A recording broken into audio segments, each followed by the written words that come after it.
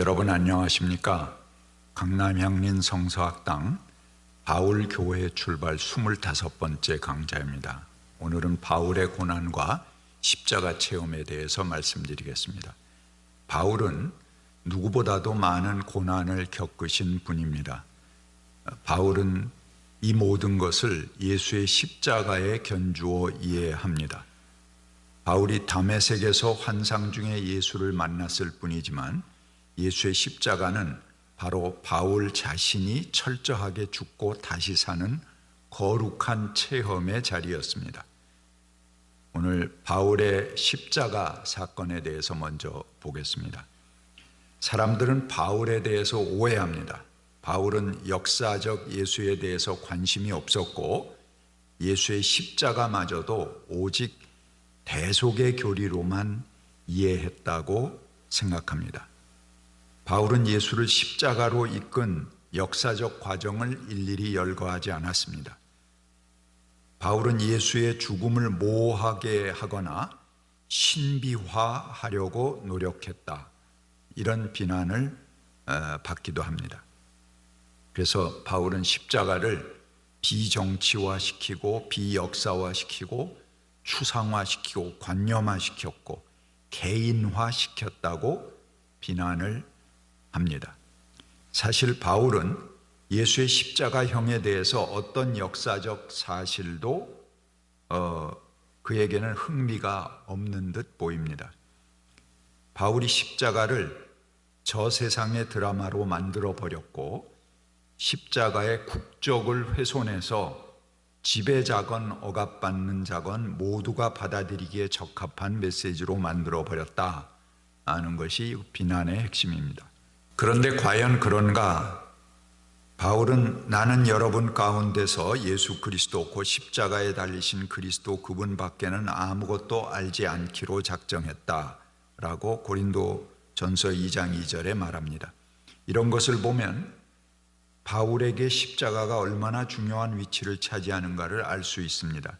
또한 바울은 우리는 그리스도를 전하되 십자가에 달리신 분으로 전합니다 라고 하면서 십자가를 그의 메시지의 중심에 갖다 놓습니다.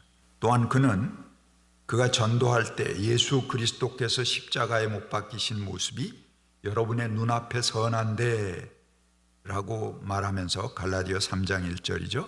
그의 경험 속에서 항상 십자가의 예수가 눈앞에 선했다고 그렇게 말합니다. 바울은 예수를 더 이상 육체로 알려고 하지 않는다. 카타 사르카, 이 육신으로 알려고 하지 않고, 그리고 바울은 역사적 예수를 알려고 하지 않았다, 이렇게 볼 수 있겠습니다. 예수를 그리스도로만 알려고 했을까? 바울에 대한 비난들은 전적으로 오해에서 온다고 생각합니다. 그는 오히려 예수의 십자가의 의미를 훼손하기는커녕 단지 유대의 십자가를 국제화했고 십자가가 가진 저항과 역사성을 더 철저히 내면화한 사람이다 라는 것이 저의 생각입니다. 민중신학자인 안병무 선생님, 제가 존경하는 스승이신데요, 초기에는 바울이 역사적 예수의 삶에 별로 주목하지 않고 예수의 십자가를 단지 고백의 차원에 머물게 했다고 비판하셨습니다.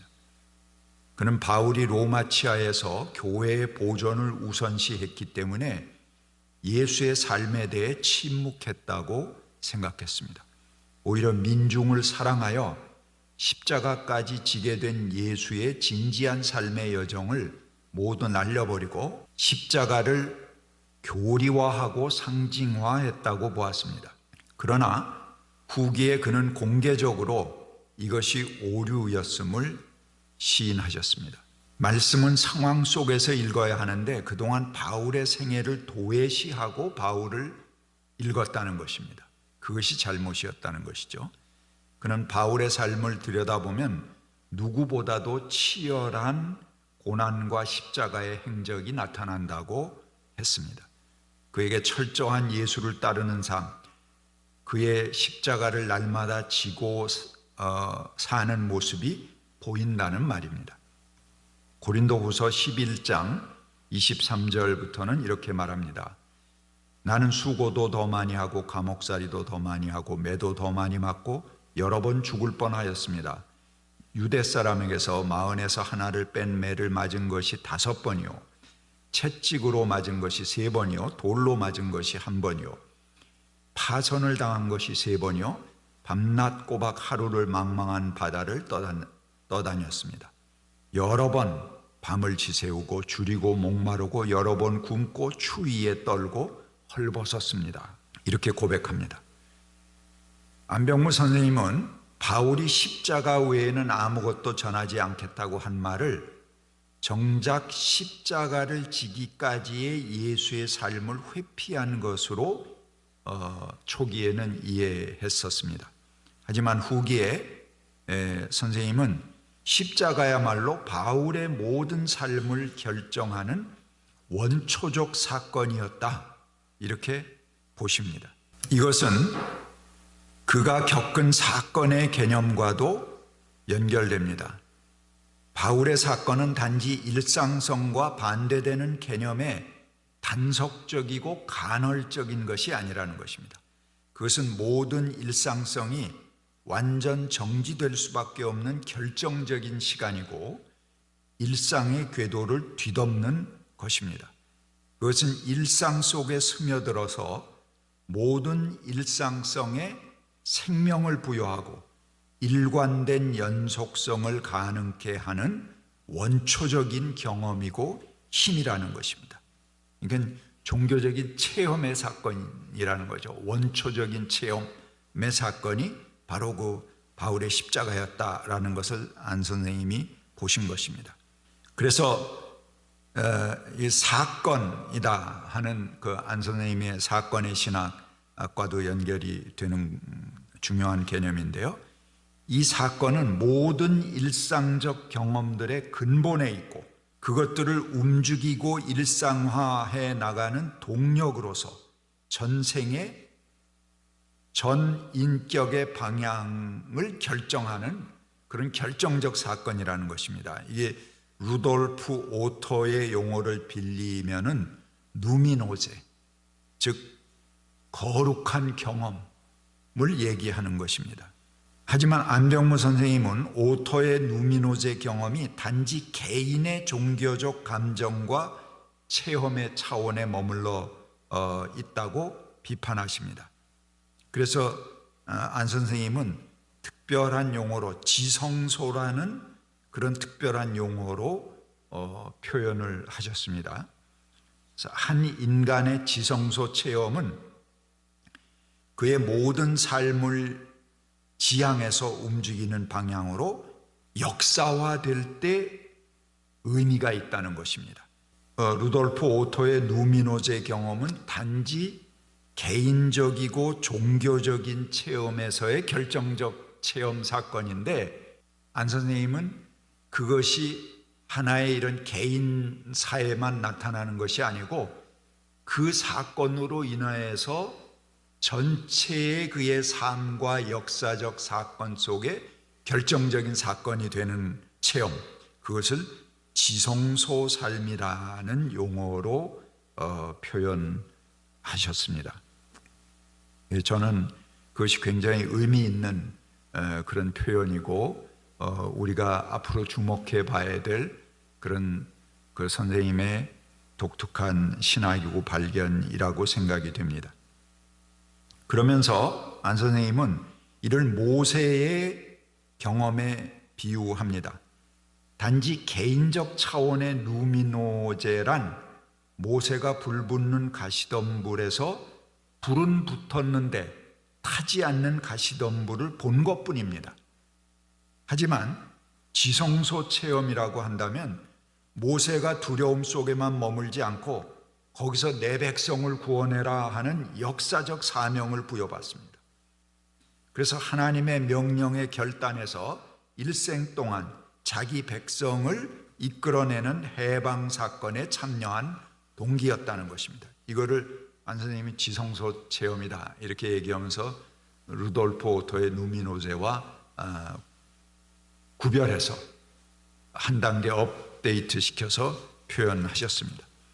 그에게 이런 지성소 경험은 아주 중요한 발견으로 보입니다. 안병문은 이렇게 말합니다. 이른바 사회 참여, 사회 정의, 인권을 내세우는 그리스도인과 교회에 문제가 있다. 그것은 그런 것들이 바로 사회 현상의 사회과학적인 관찰에서만 알고 배우려 한다는 것이다. 따라서 모세 이야기에서 배울 중요한 것이 있는데 그것은 바로 내가 서 있는 곳은 거룩한 땅이니 내 발에서 신을 벗어라 하는 말씀을 듣는 현실이다. 여기 이 지성소 사건을 얘기하시는 거죠. 나는 이것을 지성소 경험이라고 한다. 지성소, 내 발에서 신을 벗어야 하는 엄숙한 장소, 때, 이것은 어떤 경우에도 양보할 수 없고 침범할 수도 없는 지고의 자리, 이런 절대의 경지가 있기 때문에 상대적인 것에 빠지지 않는다. 그렇게 말씀하셨습니다. 안 선생님의 그 글인데 국어라는 초월자라는 책에 나와 있습니다. 수도교회 30주년 기념 예배에서 하신 중요한 개념의 말씀입니다. 바울은 십자가에서 악의 권력이 멸망하기 시작하는 것을 봅니다. 묵시문학에 의하면 이 땅의 세력은 자체 소생 가능성이 없습니다. 철저하게 망하고 무너져야 새 것이 나옵니다. 그리스도의 십자가는 바로 이런 묵시문학적 소명을 이루는 것입니다.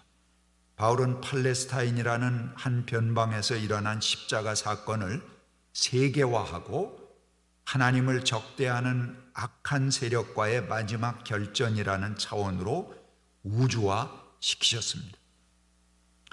한편으로 바울의 십자가 체험은 묵시문학을 넘어섭니다.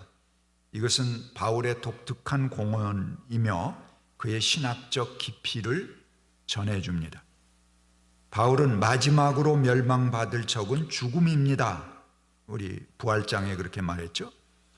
바울은 여기서 묵시문학의 최고의 악의 권력을 내면화시킵니다. 그 최후의 적인 죽음인데 죽음 앞에 비겁해지는 내면의 공포라는 것입니다. 제가 바울과 묵시문학을 말씀드릴 때 또 그 예수의 부활을 얘기할 때 같이 설명을 드렸습니다.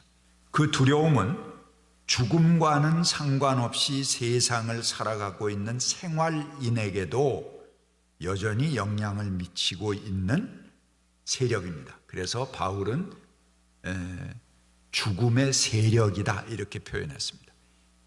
죽음은 꼴까닥하고 죽는 거지만 죽음의 세력은 우리가 살아있는 동안에도 여전히 우리의 삶을 지배해오는 그런 하나의 세력입니다.